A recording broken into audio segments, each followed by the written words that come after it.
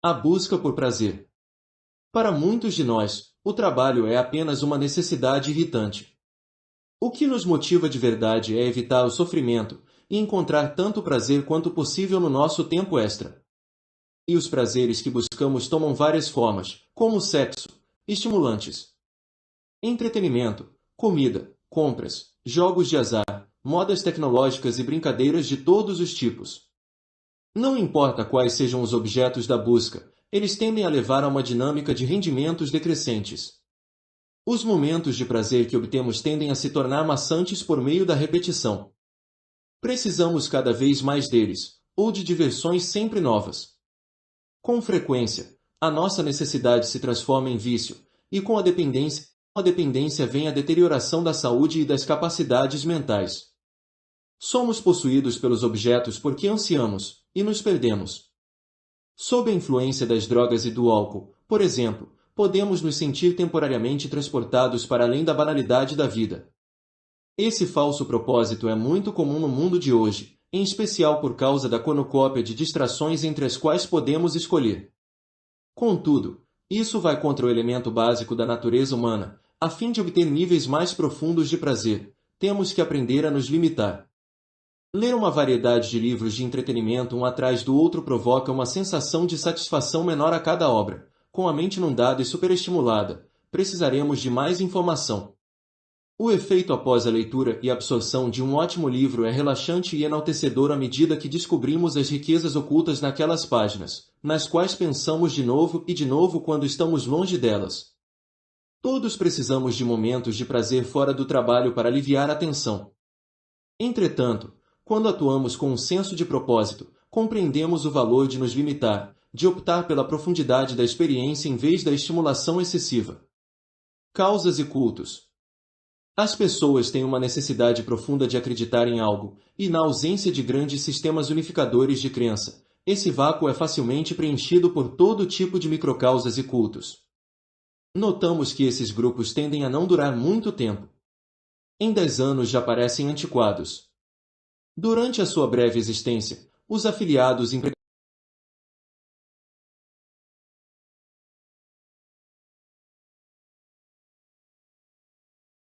são extrema e a hiper no lugar de uma visão clara do que estão buscando. Com esse fim, inimigos serão encontrados com rapidez e acusados de serem a fonte de tudo que há de errado no mundo. Esses grupos se tornam o canal para que os indivíduos descarreguem as suas frustrações pessoais, a inveja e o ódio. Eles também passam a se sentir superiores, como parte de um grupinho com acesso especial à verdade. É possível reconhecer uma microcausa oculta pela maneira vaga como os discípulos expressam o que querem. Eles não conseguem descrever o tipo de mundo ou sociedade que desejam em termos concretos e práticos, e muito de sua razão de ser gira em torno de definições negativas. Livrem-se desses indivíduos ou dessas práticas, e o mundo se tornará um paraíso. São desprovidos de qualquer noção de estratégia ou formas definidas de alcançar os seus objetivos nebulosos, o que é um sinal claro de que a função do grupo é apenas desabafar as emoções. Muitas vezes eles realizarão enormes manifestações públicas em que as pessoas se contagiarão pelo tamanho da multidão e pelos sentimentos compartilhados. Por toda a história, governantes maliciosos têm empregado essa tática com grande efeito. Indivíduos numa multidão são altamente sugestionáveis. Por meio de frases curtas e simples, com muitas repetições, são convencidos a gritar palavras de ordem e engolir as ideias mais absurdas e irracionais. Numa multidão, se sentem livres de qualquer responsabilidade pessoal, o que pode levar à violência. Vêem-se transportados para além de si mesmos e não tão ínfimos, mas esse engrandecimento é uma ilusão. Na verdade, se tornam menores ao perderem a vontade e a voz individual. Aliar-nos a uma causa pode ser parte importante do nosso senso de propósito, como foi para Martin Luther King Jr. Entretanto, ela deve emergir de um processo interno em que tenhamos pensado a fundo sobre o assunto e em que estejamos nos comprometendo à causa como parte da nossa obra de vida. Não somos apenas uma engrenagem na máquina de um grupo desses, mas contribuintes ativos, colocando a nossa singularidade em ação, sem imitar a linha de comando do grupo. Não estamos participando por uma necessidade de gratificar o nosso ego ou de desabafar emoções desagradáveis, mas em razão de uma sede por justiça e verdade que vem de nosso senso de propósito. Dinheiro e sucesso. Para muitas pessoas, a busca por dinheiro e posição social pode lhes fornecer bastante motivação e foco. Esses tipos considerariam a descoberta da sua vocação na vida uma perda de tempo monumental, encarariam-na como antiquada. Contudo, no longo prazo, essa filosofia costuma render os resultados mais impraticáveis. Em primeiro lugar, na maior parte das vezes, pessoas assim entram no campo em que possam ganhar o máximo de dinheiro o mais rápido possível. Visam aos maiores salários. As opções de carreira que tomam têm pouca ou nenhuma conexão com as suas verdadeiras inclinações. Os campos que escolhem tenderão a ser repletos de outros caçadores insaciáveis de fortuna e sucesso, por isso a competição é voraz. Se forem dedicadas o bastante, talvez consigam se dar bem por algum tempo, mas, ao envelhecer, começarão a se sentir inquietas e um pouco entediadas.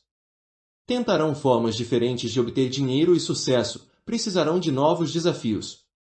Terão de continuar encontrando modos de se motivarem. Por vezes, cometerão grandes erros na busca obsessiva por dinheiro, pois pensam tanto no curto prazo, como vimos com aqueles que entraram de cabeça no frenesi dos derivativos que levou à crise financeira de 2008. Em segundo lugar, fortuna e sucesso duradouros resultam da originalidade, e não de seguir de forma insensata o caminho que outros já trilharam. Se fizermos do dinheiro nosso objetivo principal, nunca cultivaremos a nossa singularidade, e alguém mais jovem e ambicioso acabará por nos suplantar algum dia. E, por fim, o que costuma motivar o ser humano nessa missão é simplesmente ter mais dinheiro e status do que os outros, e se sentir superior. Com esse padrão, é difícil saber quando temos o suficiente, pois sempre há aqueles que têm mais. Desse modo, a missão é infinita e exaustiva. E já que a conexão ao trabalho não é pessoal, essas pessoas se alienam de si mesmas, a busca carece de espírito, são viciadas no trabalho sem uma vocação verdadeira. Podem se tornar deprimidas ou maníacas, e é comum que percam o que conquistaram caso se tornem maníacas o suficiente. Todos conhecemos os efeitos da hiperintenção, quando queremos ou precisamos desesperadamente dormir, é menos provável que consigamos adormecer. Caso seja fundamental que apresentemos a melhor palestra possível numa conferência, nos tornamos hiperansiosos em relação ao resultado e o nosso desempenho decai. Se estamos desesperados para encontrar um parceiro íntimo ou fazer amizades, é mais provável que acabemos repelindo as pessoas. Se, em vez disso, relaxarmos e nos concentrarmos em outras coisas, pode ser que consigamos cair no sono ou dar uma boa palestra ou encantar os outros. As coisas mais prazerosas da vida ocorrem como resultado de algo não pretendido ou aguardado de maneira direta. Quando tentamos fabricar momentos felizes, eles tendem a nos desapontar. O mesmo se aplica à busca insistente por fortuna e sucesso. Muitos dos indivíduos mais ricos, famosos e bem-sucedidos não começaram com uma obsessão por dinheiro e status. Um exemplo clássico seria Steve Jobs, que acumulou uma fortuna considerável na sua vida relativamente curta. Ele, na verdade, se importava muito pouco com bens materiais. O seu foco único estava na criação dos melhores designs originais, e quando fazia a boa sorte o seguia. Concentre-se em manter um senso elevado de propósito, e o sucesso virá até você naturalmente. Atenção! A humanidade sempre buscou a fama e a atenção como uma maneira de se sentir maior e mais importante, tornando-se dependente do número de pessoas que a aplaudem, do tamanho do exército que comanda, da multidão de cortesões que a serve. Contudo, esse falso senso de propósito tem se tornado bem democratizado e disseminado por meio das redes sociais. Agora, quase qualquer um de nós tem a quantidade de atenção com que os reis e conquistadores do passado só poderiam ter sonhado.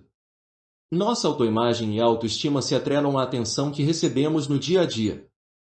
Nas redes sociais, isso costuma exigir que fiquemos cada vez mais escandalosos, a fim de atrair olhares. É uma missão exaustiva e alienante, à medida que nos tornamos mais palhaços do que qualquer outra coisa. E a cada momento em que a atenção diminui um pouquinho que seja, uma dor corrosiva nos devora, estamos perdendo tudo. Quem está sugando o fluxo de atenção que costumava ser nosso? Assim como com o dinheiro e o sucesso, temos uma oportunidade muito maior de atrair atenção ao desenvolver um alto senso de propósito e criar uma obra que atrai as pessoas de maneira natural. Quando a atenção é inesperada, como com um sucesso súbito, ela é ainda mais prazerosa. Cinismo. Segundo Friedrich Nietzsche, o homem preferiria ter o vazio como propósito a ser vazio de propósito. O cinismo, a sensação de que não há nenhum propósito ou sentido na vida, é o que chamaremos de ter o vazio como propósito. No mundo atual, com a desilusão crescente com a política e com os sistemas de crença do passado, essa forma de falso propósito está se tornando cada vez mais comum. Esse cinismo envolve algumas das seguintes crenças, ou todas elas: a vida é absurda, sem sentido e aleatória. Os padrões que definem aquilo que é verdade, os níveis ideais de excelência ou significado das coisas são completamente antiquados. Tudo é relativo. Os julgamentos das pessoas são apenas interpretações do mundo, nenhum é melhor do que o outro. Todos os políticos são corruptos, por isso não vale mesmo a pena se envolver, é melhor se abster ou escolher um líder que destrua tudo de maneira deliberada. Indivíduos bem-sucedidos chegam lá subvertendo. Sistema. Não se deve confiar em nenhuma forma de autoridade. Analise o que há por trás das motivações das pessoas e você verá que são egoístas. A realidade é bem brutal e desagradável, é melhor aceitar isso e ser cético. É bem difícil levar qualquer coisa a sério, deveríamos todos apenas rir e nos divertir. Dá no mesmo. Essa postura se apresenta como legal e moderna. Os que a demonstram têm um ar um tanto apático e sardônico que lhes dá a aparência de enxergarem através de tudo. No entanto, tal atitude não é o que parece. Por trás dela, há uma pose adolescente que dá a impressão de não se importar, o que caracteriza um grande temor de tentar e fracassar, de se destacar e ser ridicularizado. Ela resulta da pura preguiça e oferece aos seus crentes algum consolo pela sua falta de realizações. Como caçadores de propósito e sentido, queremos seguir na direção contrária. A realidade não é brutal e desagradável, contém muito de sublime, belo e digno de admiração. Vemos isso nas grandes obras de outros realizadores. Queremos ter mais encontros com o sublime. Nada é mais impressionante do que o próprio cérebro humano, a sua complexidade, o potencial inexplorado. Queremos concretizar algo desse potencial na nossa vida, sem chafurdar numa atitude cínica e preguiçosa. Captamos um propósito por trás de tudo que vivenciamos e vemos. No fim, o que queremos é fundir a curiosidade e a excitação que sentimos em relação ao mundo quando éramos crianças, quando quase tudo parecia encantador, com a nossa inteligência adulta. Toda a lei da existência humana consiste em nada mais do que um homem ser sempre capaz de se curvar à grandeza imensurável. Se as pessoas são privadas da grandeza imensurável, não viverão, e morrerão em desespero. O imensurável e o infinito são tão necessários ao homem quanto o pequeno planeta que ele habita. Item Fyodor Dostoiévski.